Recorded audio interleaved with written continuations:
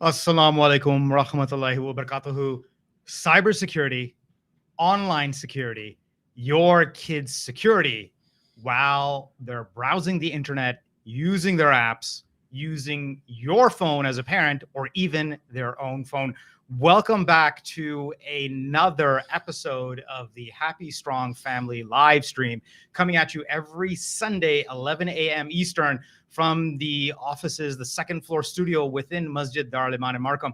I am Brother Mushtaq with the Happy Strong Family team. And with me today on my right is Brother Saif.Khan, who is a cybersecurity expert.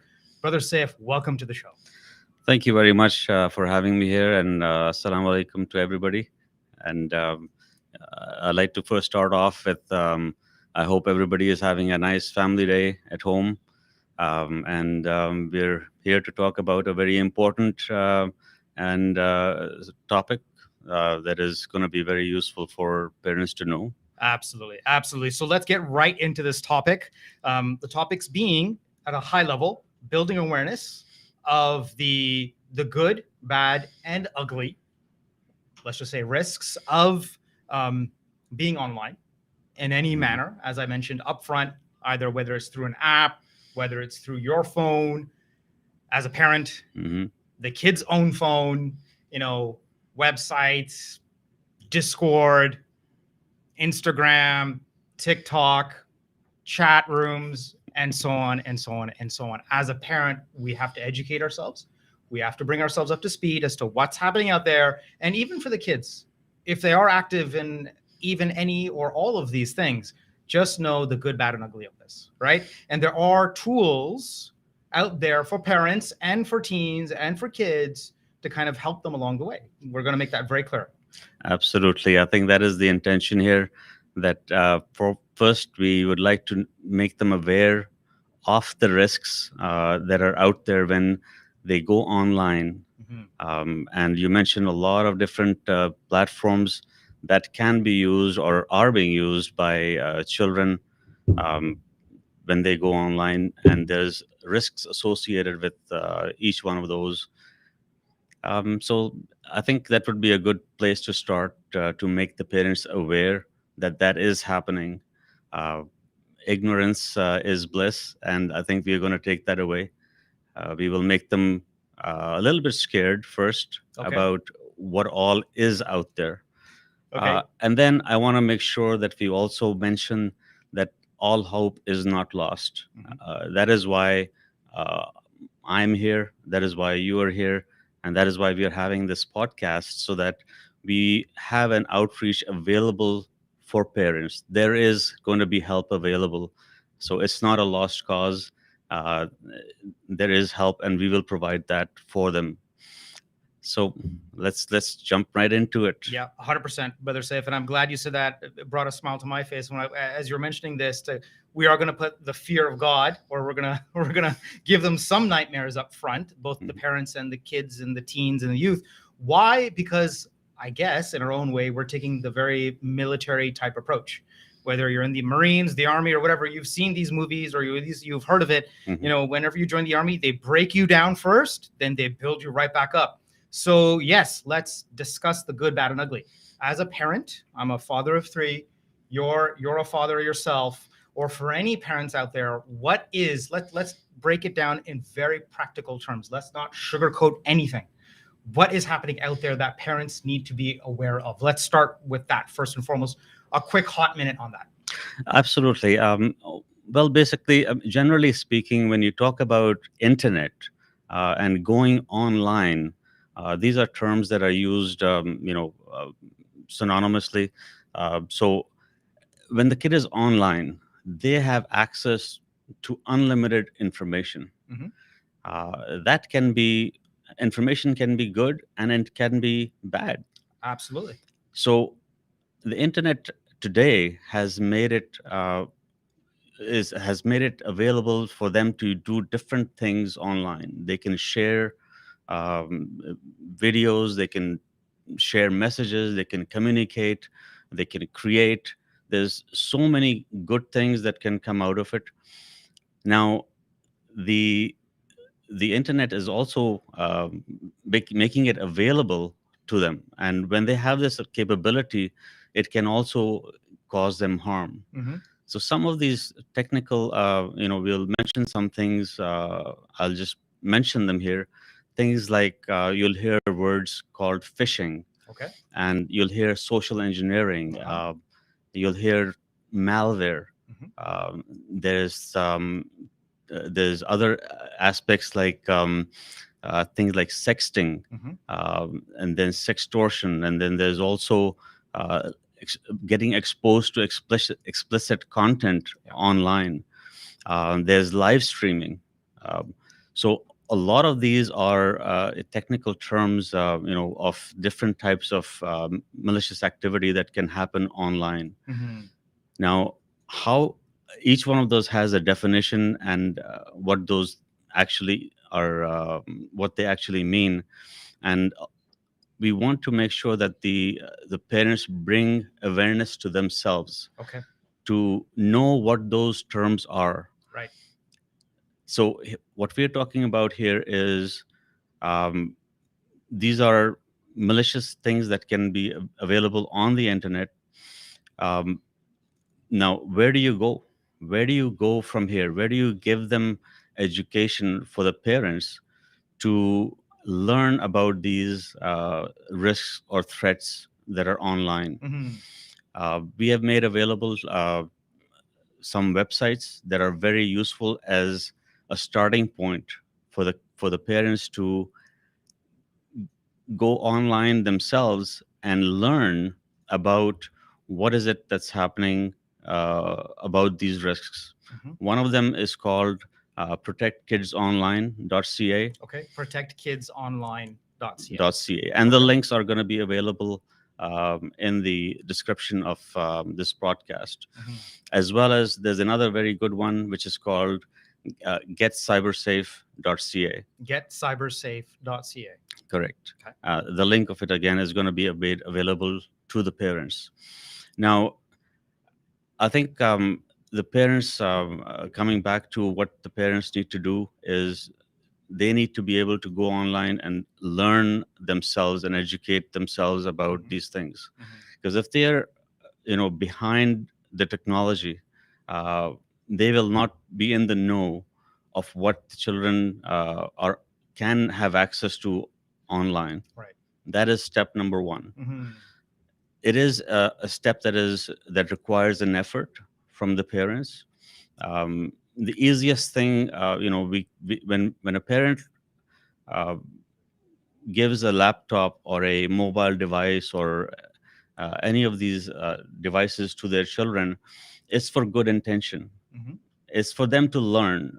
And we have seen with COVID, all the kids went online, and kids were given these electronic devices without, in a wide open state, which they thought are going to be used for good purposes. Right. But it exposed the kids to a lot of bad things.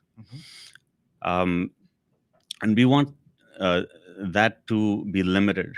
You cannot give an open-ended device to your kids and just expect good things to come out of it. Right. There are controls that need to be put in place from a parent perspective.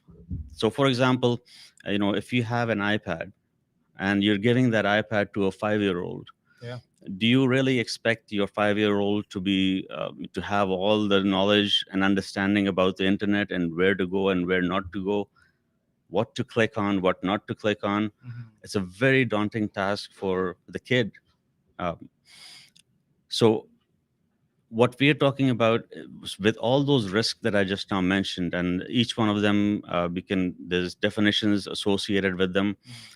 We'll leave that for the parents to go and explore and discover what those links, what those definitions are. But now, let's start with the basics. Okay. The basics. Can we just say Yeah. that even for parents, okay, and I've seen this firsthand, I've done it myself early on. Okay. I think it's easy enough for any parent. And again, I'll put all 5 fingers to myself now this time, not even one, right? All 5 fingers to myself as an early parent for my first daughter, Alicia, if you're watching, I'm so sorry. It was just so easy to give a phone and be like, hey, watch these videos. You're kind of absorbed on the screen now. And I, as a parent, can do my grocery shopping. I can read my salah. I can do whatever. I can talk to my partner or my wife. It's just so easy. We've all fallen into this trap. Now I have two hands placed on myself. We have all fallen into this trap. But I think what is now, the phone has become so synonymous, so ubiquitous. It's just an easy part of life. But I find far too many parents, whether they're in that early parenting stage, or maybe their kids have grown up now, their own children, i.e. as teens, they have their own phones now. My own daughter's asking for a phone now. She's now 16, constantly asking for her own phone. So where, Brother Saif, do parents kind of take ownership of that? This is where you're leading to, isn't it? It's really not so much about the technology. Yes, the resources are there. You have to know these terms. You have to know what's happening in your life, in the online world. You know, it's something as simple as, hey, not every video out there is actually meant for a child. You know, I won't tell you the context. I won't tell you even where this happened, but I saw myself, a youngster, a child, only maybe, 7 or 8 years old, watching this cartoon, and I sat down with her, and it was like an adult cartoon. Just the themes, and there was actual violence in there. I'm like, an 8-year-old should never be watching this, but it was drawn as a cartoon. I'm not even going to go to the route of manga or manja, anime, or any of that. This was purposefully drawn as a kid's cartoon. But just again, some of the themes, I'm thinking to myself, this is more an adult cartoon. Like, this is not right for any child to see. So whether that child's watching a cartoon that is not meant for them, or that child is now having access to all these apps that they can just freely look.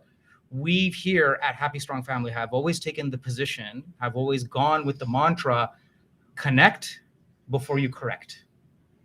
Connect before you correct. So it's just so easy to say, oh, you shouldn't be on that. Don't do that again. Oh, you're spending too much time on YouTube. You're spending too much time online or on your laptop or on your phone. There's got to be more substance than that. Brother Saif. So what can, parents do? What practical tips can you give them? Oh, and very quickly, something that we were discussing before the broadcast, just kind of in our own meeting notes, it just made me think, when you are turning off as a parent the internet router, suppose you go even to that extreme, you turn off the home router. Okay, kids, it's 10 o'clock, 11 o'clock. Hey, bye-bye, no more internet time. The kid, if they already have a phone, or if they even have an iPad with your family data sharing plan, they just switch to, the 5G. They just switch to the data network. Absolutely. It's ridiculous, right? So what practical tips can you give this now that I hope we've opened up some parents' eyes? What practical tips can we get into? Yeah, absolutely. I think, I think the first tip that we're talking about here is the parents have to know where all these devices exist in their house. Okay, fair. Right? Fair. What devices in which kids' hands, whether that's a laptop, iPad, tablet, smartphone, Xbox, PS3. I mean, the list just is going on and on here. These are all connected devices, even the video gaming consoles, right? Whether it's Sony, PlayStation, Xbox, Minecraft, Minecraft, people, Roblox. They don't have to be connected to an actual physical device. These are online. Absolutely. And you can pay for items, you can trade, you can create your own private games. Just read up it. I mean, just go to Google. There have been major things, like even sexploitation on things like Roblox, on things like Minecraft. So just don't think that as a parent, oh, my kid's in a safe place. Maybe not. Absolutely. And this is where it all starts from, right? So as a parent, you got to take inventory of what all do I have in the house.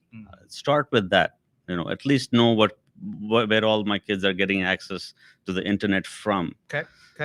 The next thing, you want to take ownership of those devices. You as the parent are basically in charge or responsible for your children. The children are going to be of different age brackets or different age groups. So they will need supervision when they go online. it is not an unsupervised free for all usage. That part, the parent has to communicate to their kids. And that comes back to my definition about the internet. Mm-hmm. On the internet, it's an unregulated contact. So anybody can be contacting your kids. Because of the nature of that being unregulated, you have to, as the parent, have to control who they are getting in contact with online. Yeah. That means on Facebook, Instagram, TikTok, uh, what they're posting online, all of this stuff has to be monitored by the parent. Discord servers, right? That's That's a it. whole, Pandora's box. Yes. Now, the first step of that is, again, taking control of the device. Mhm. What are the privacy and security settings that you need to have? Have they been set up properly on those devices? Mhm. There are restrictions that come with these platforms that you can enable. Right. Now, as a parent, you are responsible to set those restrictions. So that is step number 2. And Brother Saif, let's also, again, we have a cybersecurity specialist. He is the CEO of his own cybersecurity firm in Markham. So it's not that he's, just pulling these things out of the air. This is what you do for a living.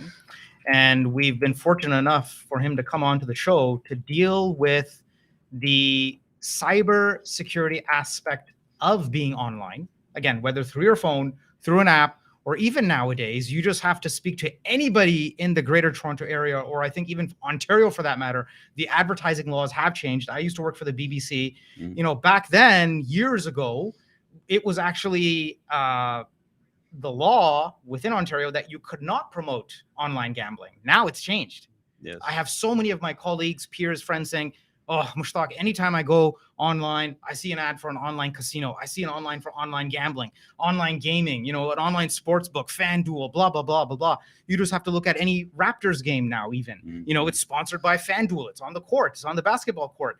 You just have to go open up any app, and the first thing they're promoting is like either a gambling. This is real. This is real, and it's hurting a lot of people. People are getting addicted to online gambling. They're Yes. losing money. Yes. They're losing their houses. They're losing and breaking up their own families.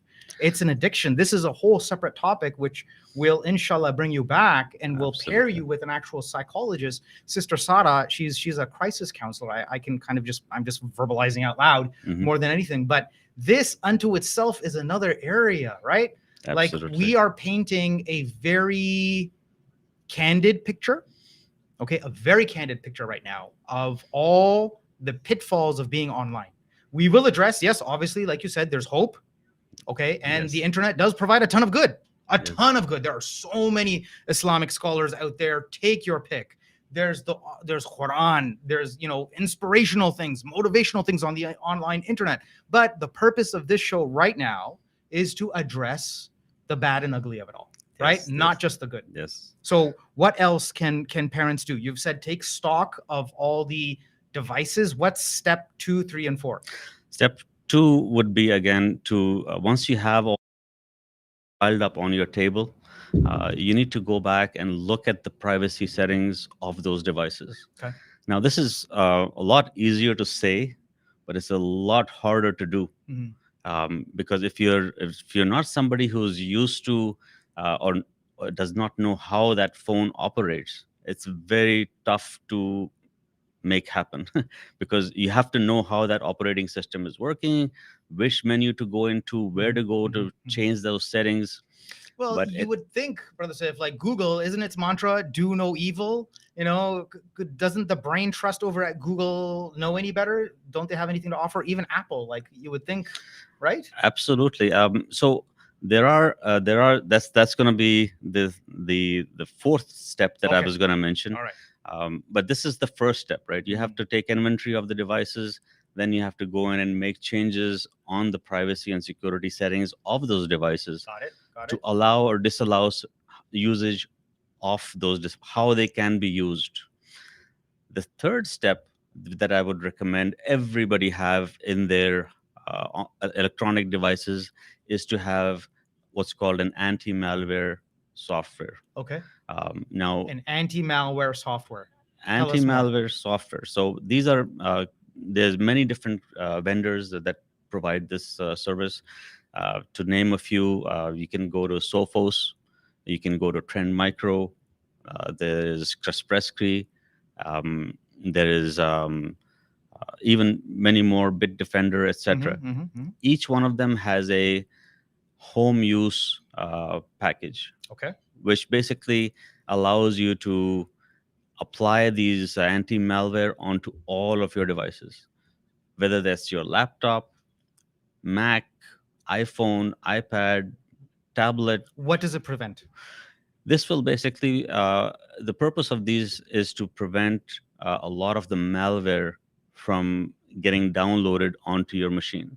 So, for example, you might get an email with an attachment in there from some unknown person. And if you click on that and download it onto your laptop or onto your iPad, that malware has now gotten deposited onto your machine. Okay. And there's many different bad uses that can come out of it from that malware. So these softwares are designed to protect from that malware from executing onto your machines. Okay. So I don't want to get into the technicalities of it, but Sure. the simple line is go and get this now. Okay. It has to be on your all of your devices, smartphones, iPads, laptops, desktops, whatever digital machine that you have, Okay. computing device that you have. Sure. The second thing that it does for you is it filters web content. Okay. All right. Right. So now you talked about a lot of websites that are unfavorable for kids. Yep. They don't know, and it could be as simple as a child looking for something on a Google search, which is inappropriate. Not they're searching for something inappropriate, but they're searching for a word and they misspell it. Sure. Now, the cyber criminals design their content in such a way so that when a kid is searching for a particular maybe Mickey Mouse, let's just give you an example here. If they misspell Mickey Mouse, it will lead them to a malicious website. Okay. Good example. Right. And Good example. it's completely unintentional. That's not what the kid was searching for. They were Right. searching for Mickey Mouse. Yes. But the search, the way it's set up, is that the cyber criminal has another website Right. with that misspelled Mickey Mouse, and it will present that to the kid. Right. Something as simple as, instead of EY, maybe they put two E's. Exactly. Right. Or maybe they spell mouse like phonetically, it could be MAW.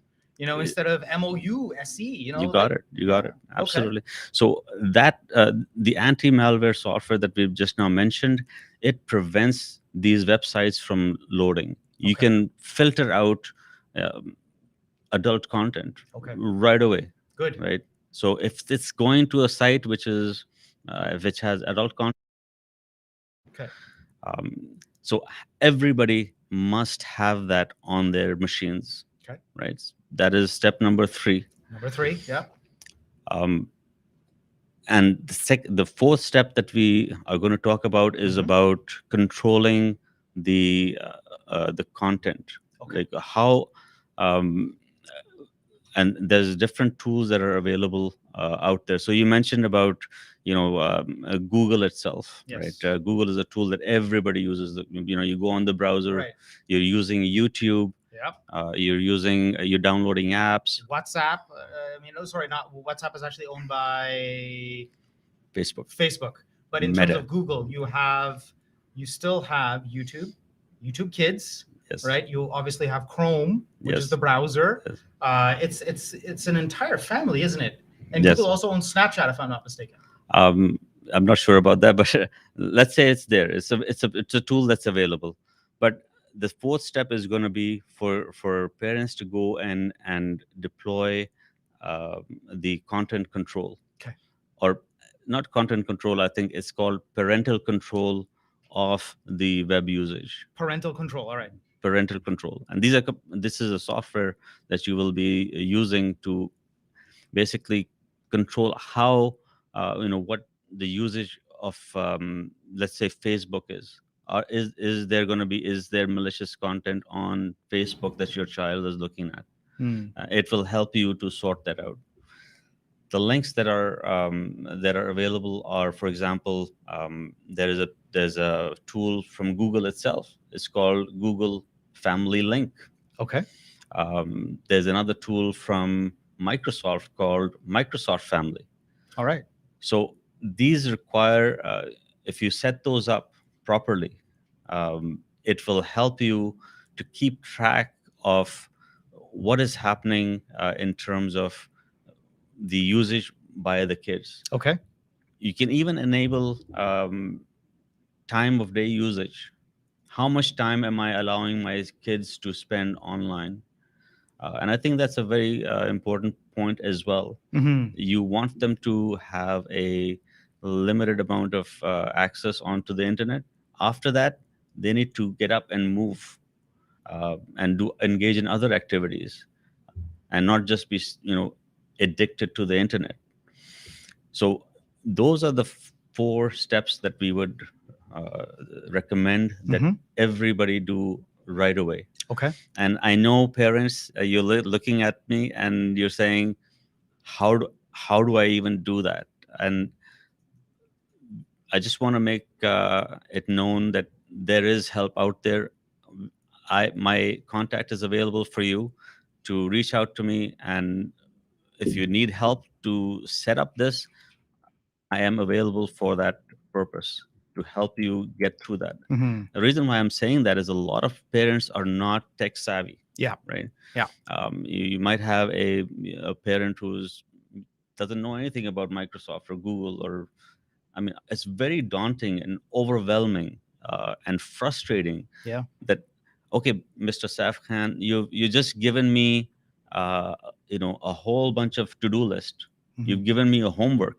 Yeah. Right. And you've told me, go educate yourself, go here and do all this reading and get all this. I can already feel the burden fall on the parents' shoulders, and they're gonna say, oh my God, we are here to help. Okay. All right. So then now we're already at the halfway mark.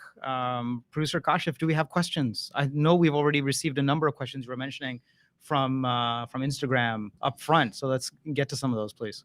Yes, inshallah. Jazakallah khair very much. So before we get to the questions, I just want to, next week, we got, our audience favorite, Dr. Zahan Rashid, coming back to talk about the importance of good sleep. So inshallah, we look forward to hosting Dr. Rashid next week. And then before we also get to the questions, I know this one we're sort of aiming towards parents, but Brother Saif was very generous with his time to come on. So I just want to give him a chance to talk about what his company does for a quick minute. I believe is more aimed for small businesses. And, we use this show to call out people sometimes, right? So I want to actually call out all the Muslim business owners out there, nonprofits. Brother Mushtaq, I'm calling you and Masjid Dar Iman out. Why is it important? Why is cybersecurity important? And what are you guys doing with all this private data that people are handing over to you? Is it secure? And so, Brother Saif, if you could just tell us a bit about your company and why should small businesses and nonprofits care to keep data secure? Absolutely. Thank you for that. I think this is very important.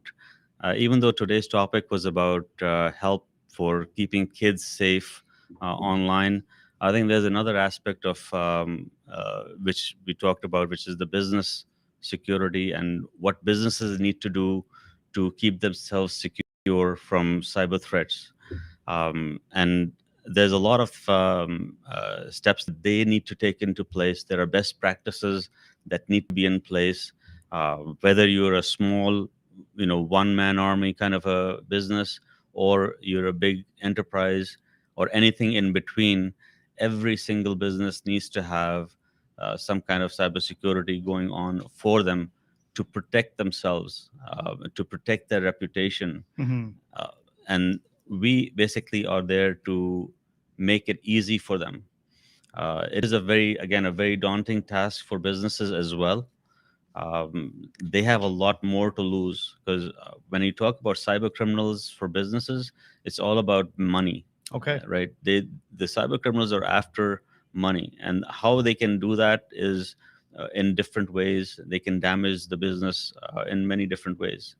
So cybersecurity is there to reduce the risk from cyber threats, and that is what we help uh, the small and medium-sized businesses out there to get secured and reduce their risk from these threats. Right. Right. So I would encourage, if there's any businesses that are here, that they should take the time to invest in and look into cybersecurity.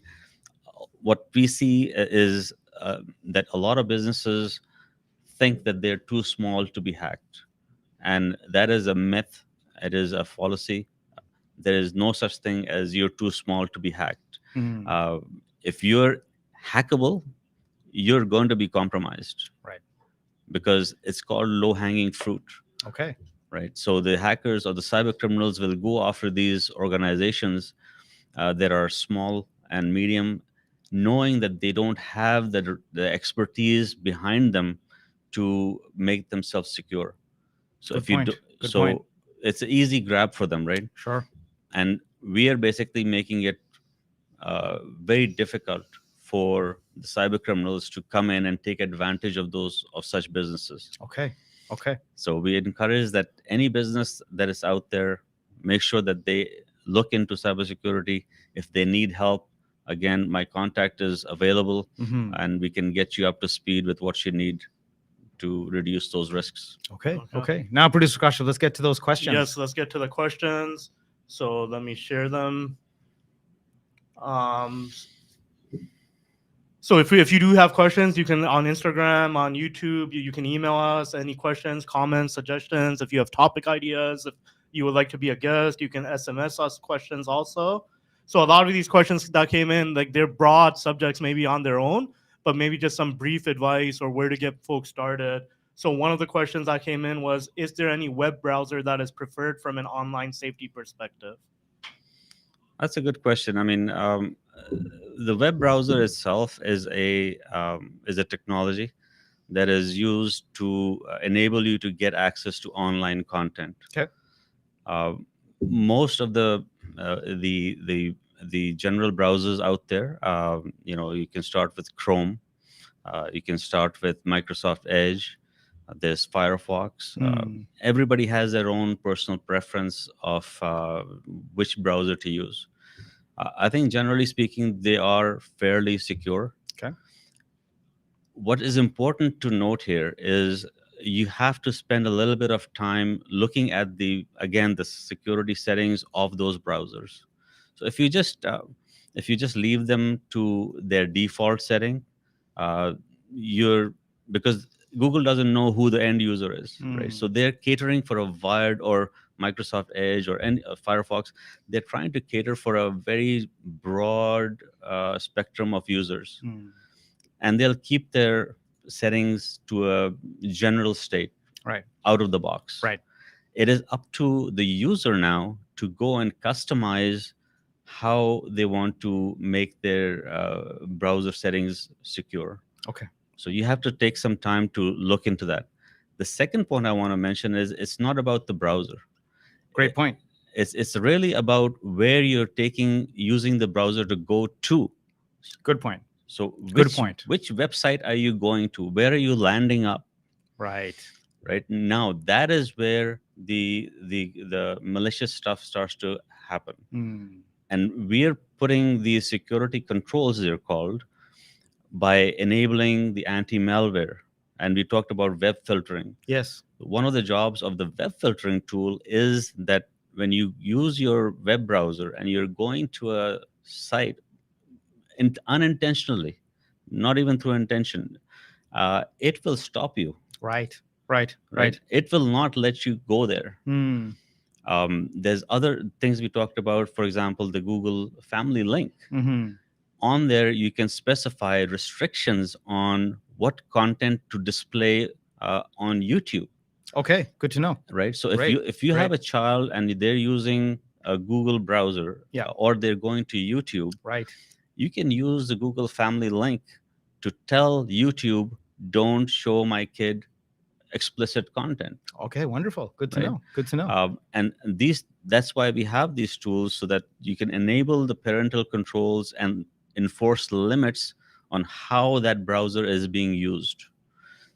And I think the children will need to learn those as well. The parents will be controlling, and both those two have to go hand in hand. Okay. So All right. I hope that answers that question. Yeah. So we have a few more questions and some comments coming in too. So I'll share some of the comments. Much needed topic. Thank you so much. Then we had another comment saying thank you, very knowledgeable. Another suggestion, comment. Parents need to learn this stuff and take it serious. Need to keep up and control technology. Should be a top priority of parents. So Mhm. yes, Jazakallah for that advice. So let me go back to, we have about 4 more questions, so we'll go through them quickly. So the second question was, I'm not technical. What is the best way to keep up with technology changes as concerned parents? So I think for this one, we answered it. There was a few websites that were given. We're going to make sure to add those websites to the description, protectkidsonline.ca, and a few keep cybersecurity safe, I think was the other. But we'll add all the descriptions, all the malware tools that Brother Saif recommended to the description, so Okay, parents can wonderful. start there. Let's go to the next question then. So Good, the good. next question was, is using free public Wi-Fi safe? Any precautions before using? Okay, that's a pretty common question. Yes. My general response to that question is, anytime you hear the word free, you run the other way. And why is that? Because whenever somebody is offering you something free, Mhm. they're going there. It's a luring tactic, Okay. right? Just think of it like this: if you're a kid, right, and if you want the kid to come to you, what do? Hey, kid, would you like to have a free candy? Can I buy you a free ice cream? Or can I give you this nice toy? Right? This is a luring tactic. They want you to go online free. Uh-huh. Why? And there's like, for example, you go to a coffee shop. Yep, I was Right. just thinking that, like my local Starbucks, or maybe as per the last episode, with on Islamic banking and financing, Deneen. But that being said, even schools now, like my daughter is at the Bill Hogarth School. There's student Wi-Fi. So let's kind of maybe take again this approach that even if you have access to whether it's public Wi-Fi, school Wi-Fi, or even office Wi-Fi, it's really where do you go from there? Right. Okay. So, I mean, I think we gotta let's make a distinction here. Sure. So there's public Wi-Fi, Uh-huh. and then there is corporate Wi-Fi, and then there is home Wi-Fi, Yeah. and then there is your retail Wi-Fi. Yes. Okay. So Fair point. Let's talk about something very specific. So when you're in, let's say if you're in the mall, Okay. they have free Wi-Fi, Yes. right? So the first inclination is, let me save some data, right? I'm Yeah. gonna switch on to my free Wi-Fi. Yeah. Practically speaking, that's a lot of people do. Yeah. So here's the pitfall, Okay. right? There's many different places in the mall where you can somebody can sit and grab a coffee or what have you. The problem is with it's not about the free Wi-Fi, right? The problem here is that if I'm a cyber criminal, I can be broadcasting a very similar free Wi-Fi signal out Oh. in that area. Okay. Okay. So now, as a novice user of the internet, I flip on my iPhone or any smartphone, and I search for a Wi-Fi, and I see a mall Wi-Fi, right, ID, and it's free. Oh, let me connect in there. Now, what has just now happened here is that you think that you were connected to the mall's Wi-Fi, Okay. but now you're actually connected over to that cyber criminal's Wi-Fi. Okay. Okay. Good example. Right. Good example. And now you're on your phone. You're connected through their Wi-Fi network, Right. and they're scanning your entire traffic that's going through. Now, at that moment, if you start to do something confidential, access your bank, Bank. Okay. Yes. right? Yes. Yes. Or Yes. pay yes. a bill, or Right. do anything, access your email, Yep. right? You have now compromised yourself. Okay, because they know all your passwords and logins and all of that, right? Correct. Okay. I'll give you another example. A lot of us, from COVID, we haven't been traveling much, but let's say now people are traveling. The airport Wi-Fi's. Airport Wi-Fi's, hotel Wi-Fi's. Okay. Right. When you're on that Wi-Fi system of that hotel, right? It's a broadcast going out. Yeah. Right. There could be somebody else sitting right next to you in the next door room broadcasting a similar signal. You think you're going on to the hotel Wi-Fi, you're actually going on to the neighbors. Okay. Good example. So going on to a public Wi-Fi is, I would say, stay away from that. Okay. As much as you can. Noted. Yeah. Consume your data. Use the few gigabytes of data from your cell phone. That is still far better than using any kind of free Wi-Fi service. Okay. Really, because you don't know, where that is leading you to. yeah. Good examples. Good examples. Producer Kashif, I think maybe the last question, or we're getting to the finish line. Yeah, we got two more, so very quick answers maybe. So this is a very big question, but maybe your top tip for providing your advice regarding password safety and management. What's the number one thing you would tell someone? And this is probably a topic on its own at a later time. So I think generally for home users, I think the complexity is that there's many different accounts that you have to manage. You can go to the old school method, which is write it down on a piece of paper and keep that notebook secure, keep it offline, not even online, not stored on the same machine. Right. So there are best practices that you can enable for password management.